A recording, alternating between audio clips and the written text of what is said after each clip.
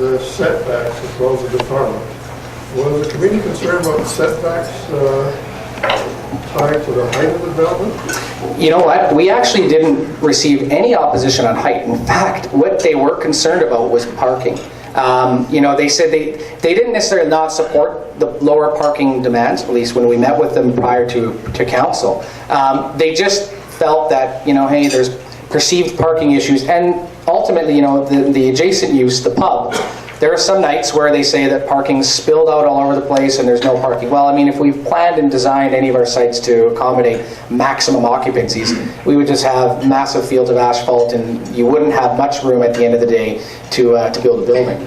And so what they actually did offer, they said, what if you went higher and you put the parking underground? And that could have been a route we went. But we felt from a market absorption standpoint, also in terms of velocity, how quickly we could get started construction and get the building completed and leased up and rented, was not an option we were looking at in terms of going higher and adding more density by virtue of putting parking underground. But that was an option, and that was something that they were willing to look at. So I think the community accepted, they understood something's going to go here. It's a lot better than the derelict vacant gas station site that it is.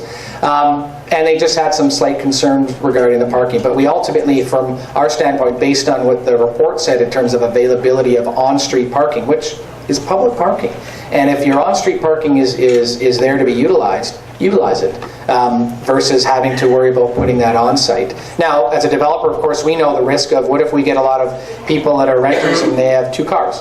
Well, we know that ultimately one of them is going to have to park their car on the street. They'll figure it out. I mean, for the most part, the market's going to know, saying, oh yeah, there's not enough parking there, I'm going to go somewhere else.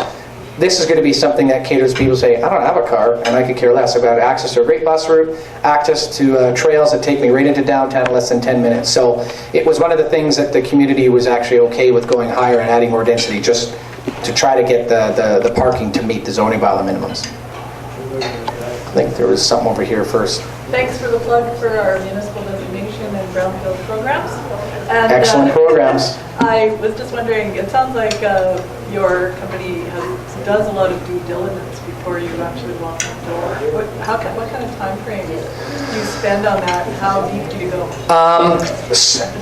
Months. Sometimes it can be actually months before we even purchase the site.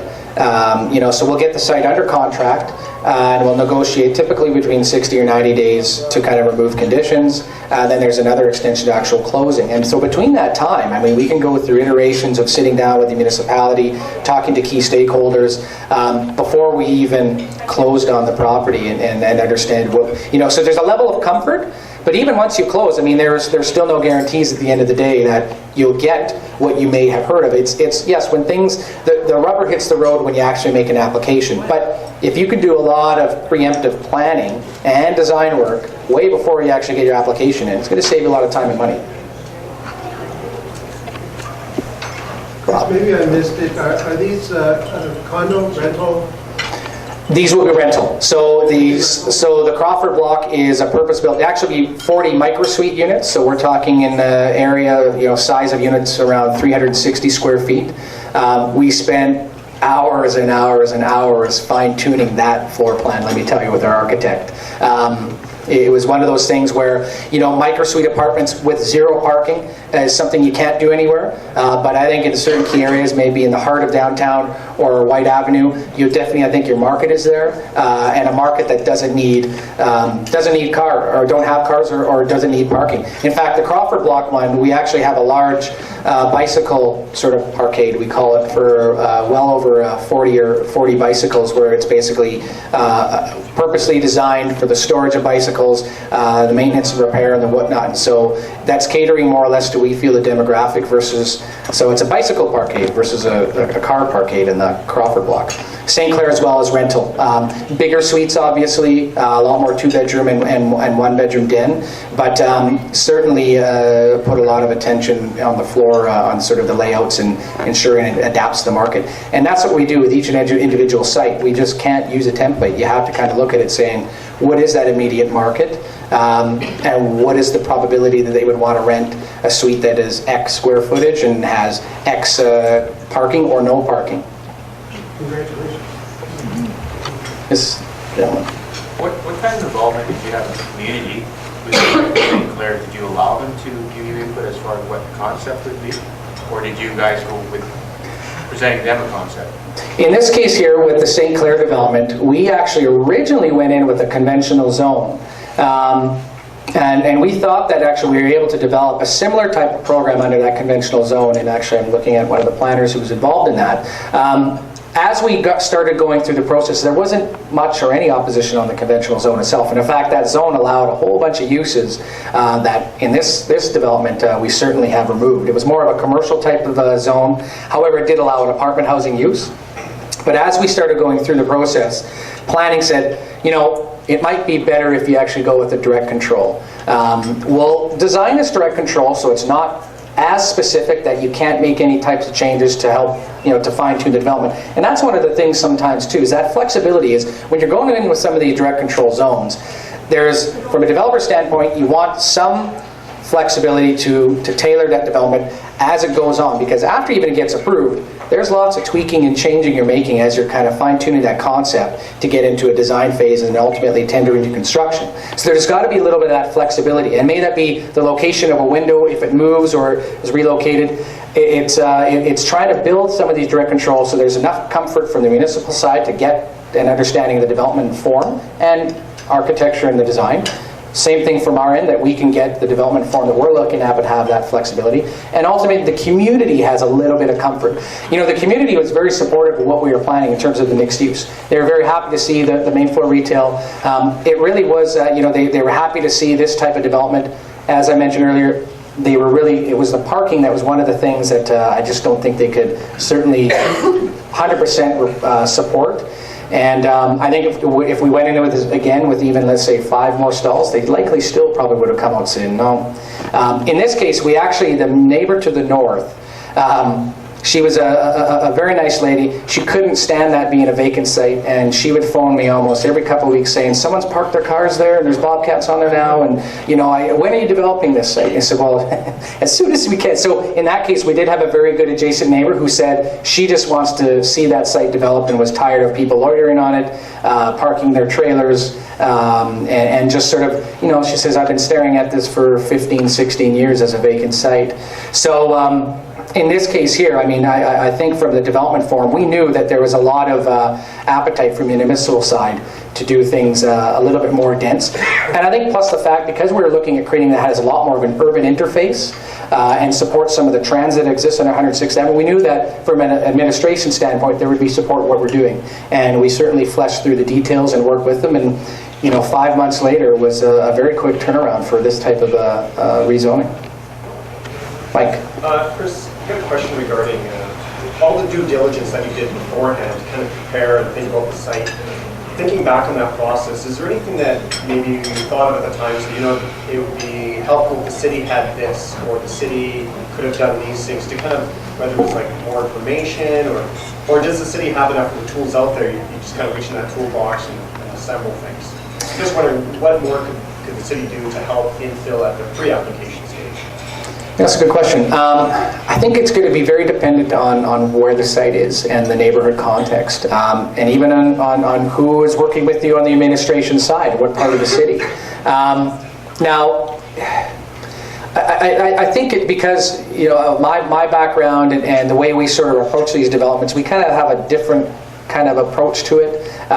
Again, one that we understand that, yeah, let's get out there early, start to understand the community, get a meeting first with these guys before we even really sometimes put pen to paper. I mean, we'll sketch out stuff and we'll have a general napkin pro forma to understand what we may or may not be able to do here. But before we get into telling our architect to start designing, we definitely will go out and you know, we do reach to the city to say, this is kind of what we're looking at doing. You know, what is your previous experience in some of these redevelopments in this area? Has there been a lot of opposition, a little bit of opposition? Do you recommend that we talk to so-and-so?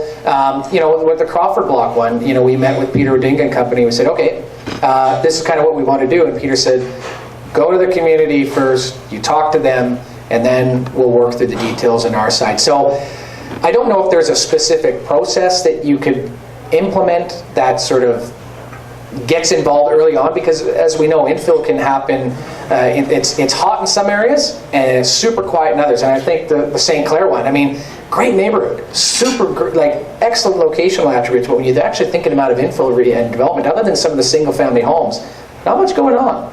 So we're kind of hoping that maybe we'll kind of pioneer some of that and just see some of these existing sites become a little bit more, I guess, sort of higher and better uses, and create a little bit more of an urban interface on that avenue. But it's tough to say, Mike. I mean, there might be some areas, but it's going to really be dependent on how much redevelopment activity is taking place and the scale of it as well, because that's going to really dictate the level of involvement from the community side.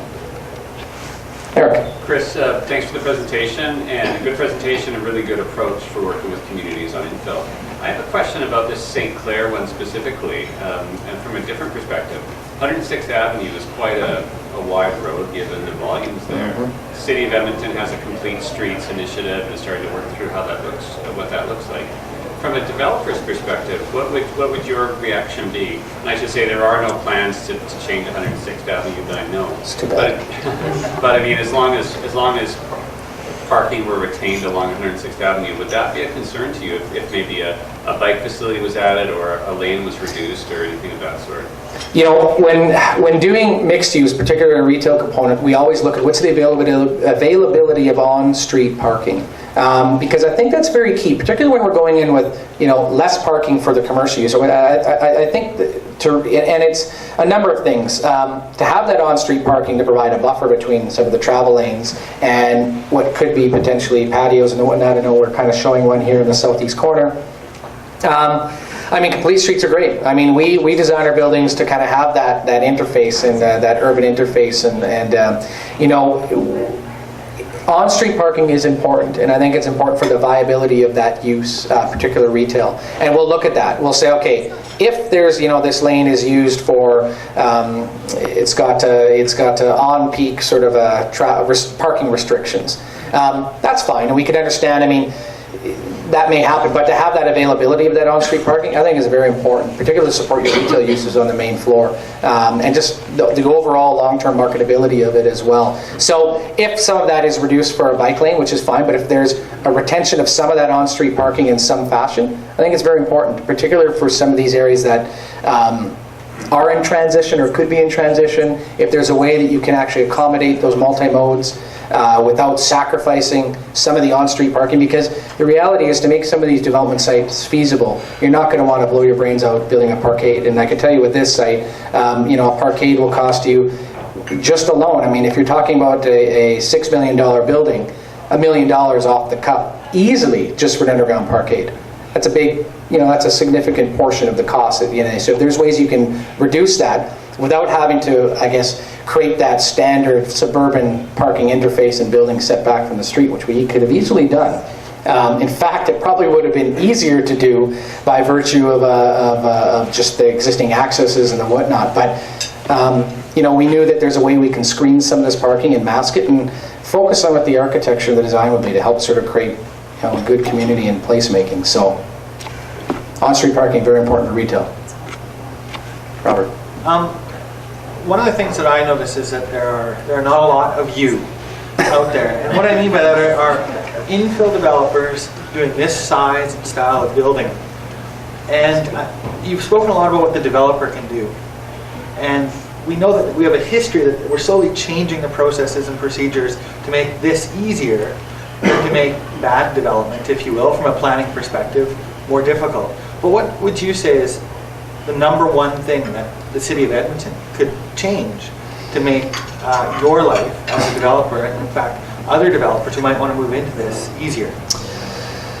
You know, I think it just sometimes, you know, we often look, we like some of these sites with hair on them, and not going back to risk. Most developers will say, forget it. Why do I want an ulcer? Why do I want to risk? You know, going back to, we carry much greater risk, and are we going to get the reward by building? If we built something very similar in the suburbs, we knew exactly how long it would take to do a conventional zone, how easy it would get to get your development permit, without zero opposition, zero additional studies for the most part, and likely make a better yield.